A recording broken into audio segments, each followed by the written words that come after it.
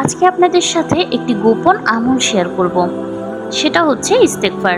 যে আমল জীবনের সব বন্ধ দরজাগুলো খুলে দেয়। আপনার কখনো কি এমন হয়েছে সব চেষ্টা করেও জীবনের সমস্যাগুলোর কোনো সমাধান খুঁজে পাচ্ছেন না?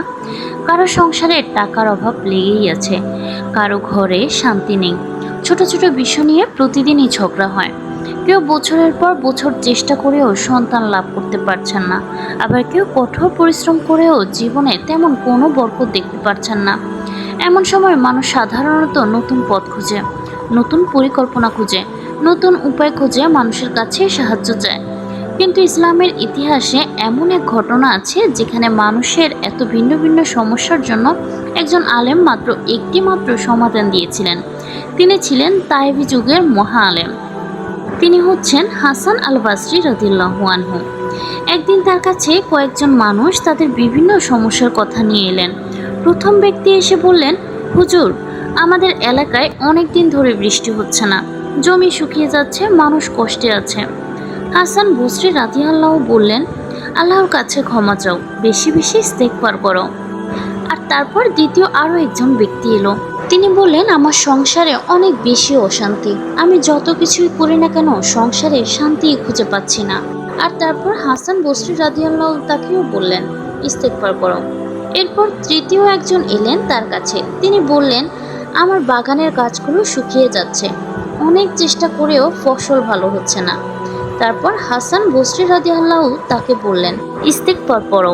এরপর চতুর্থ একজন ব্যক্তি এলেন। তিনি কিছুটা কষ্টের সাথে বললেন, আমি অনেক বছর ধরে সন্তান চাইছি, আল্লাহ যেন আমাকে একটি সন্তান দান করেন, কিন্তু আল্লাহর কাছে এতবার বলেও আল্লাহ আমার এই দোয়াটা কবুল করছেন না। তিনি তাকেও একই কথা বললেন, অন্য সবার মতো ইস্তেগফার পড়ো। এর কারণ কি? হাসান বসরি রাদিয়াল্লাহু তখন অত্যন্ত সুন্দর একটি উত্তর দিলেন। তিনি বললেন, আমি আমার নিজের পক্ষ থেকে কিছু বলিনি, আমি শুধু পবিত্র কোরআনের সেই আয়াতের উপর আমল করতে বলছি যেখানে নূহ আলাইহিস সালাম তার জাতিকে বলেছিলেন। তারপর তিনি কোরআনের সেই আয়াতটি তেলাওয়াত করলেন, যা আছে সূরা নূহে। নূহের আরবি অর্থটা হচ্ছে, আমি বললাম তোমরা তোমাদের পালনকর্তার কাছে ক্ষমা প্রার্থনা করো, নিশ্চয়ই তিনি অত্যন্ত ক্ষমাশীল। তিনি তোমাদের জন্য আকাশ থেকে প্রচুর বৃষ্টি বর্ষণ করবেন, তোমাদের ধন সম্পদ ও সন্তান সন্তানি বাড়িয়ে দিবেন এবং তোমাদের জন্য বাগবাগিচা ও নদী নালা সৃষ্টি করবেন। সূরা নূহ 10-12 আয়াত। এই আয়াতগুলোতে আল্লাহ যেন আমাদের একটি গভীর সত্য শিখিয়ে দিয়েছেন, মানুষের অনেক দুঃখ, অভাব এবং বিপদের পেছনে কখনো কখনো আমাদের নিজের গুনাহ কারণ হয়ে দাঁড়ায়। আর যখন মানুষ সত্যিকারের অর্থে আল্লাহর কাছে ক্ষমা চায়, তখন আল্লাহ তার জন্য এমন এমন দরজা খুলে দেন যা সে কল্পনাও করেনি কখনো। তাই ইস্তেগফার শুধু গুনাহ মাফের আমল নয়, এটি মানুষের জীবনে বরকত নিয়ে আসে, রিজিক বৃদ্ধি করে, সমস্যা সহজ করে এবং আল্লাহর রহমতকে মানুষের জীবনের দিকে টেনে নেয়।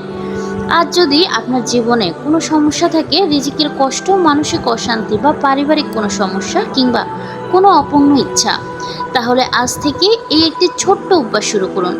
দিনে যতবার পারেন বলুন আস্তাগফিরুল্লাহ। এই ছোট্ট এই কথাটা বলতে কিন্তু বেশি একটা সময়ও লাগে না।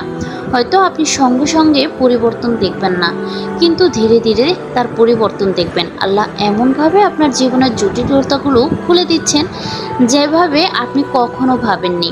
কারণ সত্যি ইস্তেগফার এমন একটি চাবি যা জীবনের অনেকগুলো বন্ধ দরজা খুলে দেন। অজু অবস্থায় বা অজু ছাড়া যে কোনো সময় এই ইস্তেগফারটা বেশি বেশি করে পাঠ করুন। একদিন হঠাৎ করে দেখতে পাবেন ইস্তেগফার ঘন ঘন আমল করার জন্য আপনার জীবন পরিপূর্ণ হয়ে উঠেছে এবং আপনার জীবন আলোকিত হয়ে উঠেছে। আল্লাহ আমাদের সকলের মনের আশা পূরণ করুক, আমিন।